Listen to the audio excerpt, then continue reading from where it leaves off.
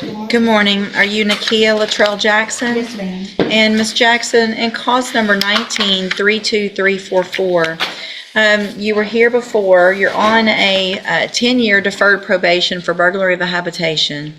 And there was a motion to revoke your probation filed. You came to court, pled true to counts 1 through 9 in that motion. And I've received an updated pre-sentence report.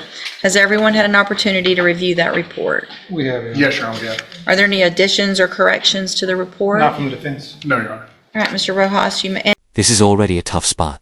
She's admitted to multiple probation violations, and there's no deal on the table. That means the judge has full power here, including sending her straight to prison. So the real question is, does she get another chance, or is this the end of the road? And there was no agreement, correct?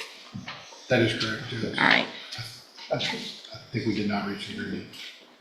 Right. Okay. Yeah, Judge, we went over the PSI at the jail, and I discussed her the possibility with Ms. Jackson about the possibility that the previous recommendation had she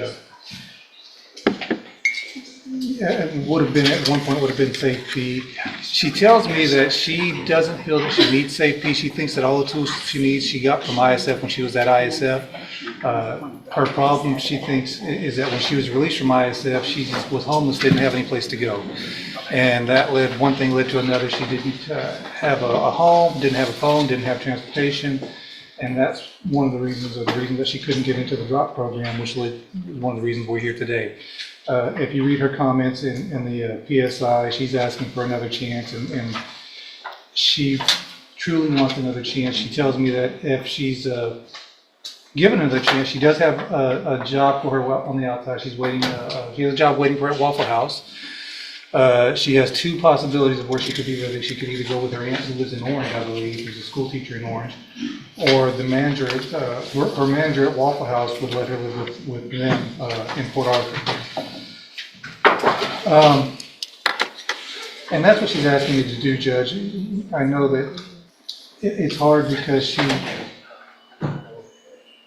of the comments on the PSI where she didn't report, didn't go to the drop program, she's kind of disappeared for a while. But she's asking me for another chance, and I think she has some comments to make whenever the court feels it's appropriate. What's the status of the theft case and the failure to ID? Those are pending misdemeanors, Your Honor. Okay. I'll probably dismiss them depending on. Okay. Mr. Nichols? Judge, I want to make the court aware of the full history on this case. Ms. Jackson was originally on probation before this court on a 2012 burglary. She then committed this offense, and we had a hearing. I think it was a 7-year cap originally, and she was continued on probation. Since that time, she's been ordered to and successfully completed ISF, but then continued to violate probation and was ordered. Would have been sent to safety last year, but then she absconded and stopped reporting. Along with that, I don't think she's done anything really since September. This is the turning point. The prosecution is basically saying, we've tried everything, and nothing worked. In legal terms, that's powerful. Judges look for effort and compliance, and right now, her track record is working against her. So ask yourself, is this someone who needs help, or someone who's run out of chances? Of 24, and that's all the violations that are alleged for this motion. So she has been given every opportunity, every service that we offer to try to help her, and she keeps coming back to using and not participating in probation. So I think revocation is an order, Judge. Thank you, Mr. Nichols. All right. Ms. Jackson, do you want to say something? Yes, ma'am. Thank you for letting me appear and be able to speak on my own behalf today. Judge, whenever I did appear before you last time, I was on 2 10-year probations. I did complete one of them. And since then, I have been to ISF. I learned a lot from ISF. When I was released from ISF, I didn't have a stable place to live. I didn't have anything. And like he did say, I was off my meds. I wasn't in any kind of predicament to take care of myself. Since then, God has blessed me to be reconnected back with my family. I have a stable family support group now, and I can stay back on my meds. If you would give me another chance, I even said I tried the JCDI program or something, maybe out to become a productive member of society. If you allow me to just try, maybe I'll double my fees on probation, do all my classes, try to get off early. I would like to try to get off early, go back to school, be a productive role model for my grandbabies. I learned so much in ISF. I didn't get a chance to fully get, if you just give me a chance to prove it to you.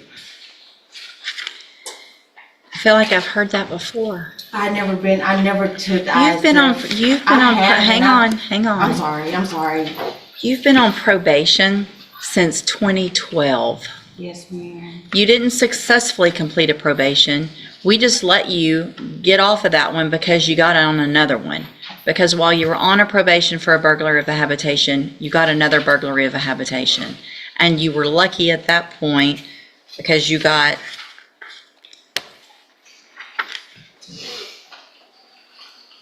another chance. And so here's the thing.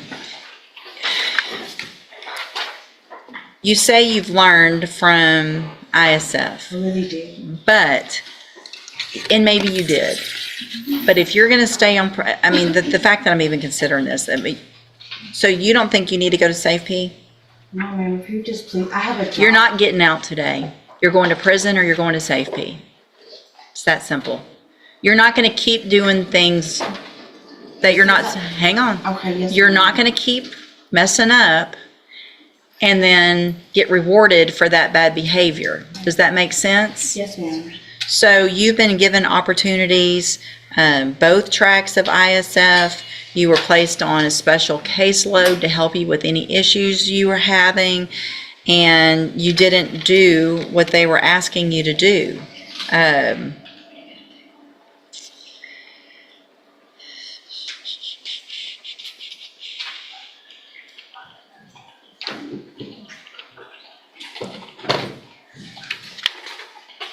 So, it's either special needs SafeP.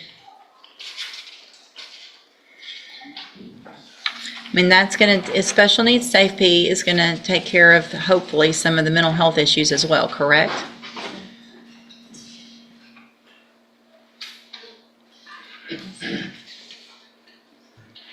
Ma'am?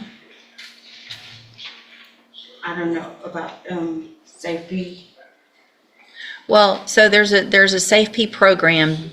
There's two different ones. There's your regular SafeP that's primarily just obviously drug treatment. Then there's a special needs SafeP that also takes into consideration any mental health issues and help for somebody who might need some help with regard to that, which is clearly, it looks like what you would qualify for because you have refused to go get any of the mental health treatment that has been offered and handed to you while you're on probation.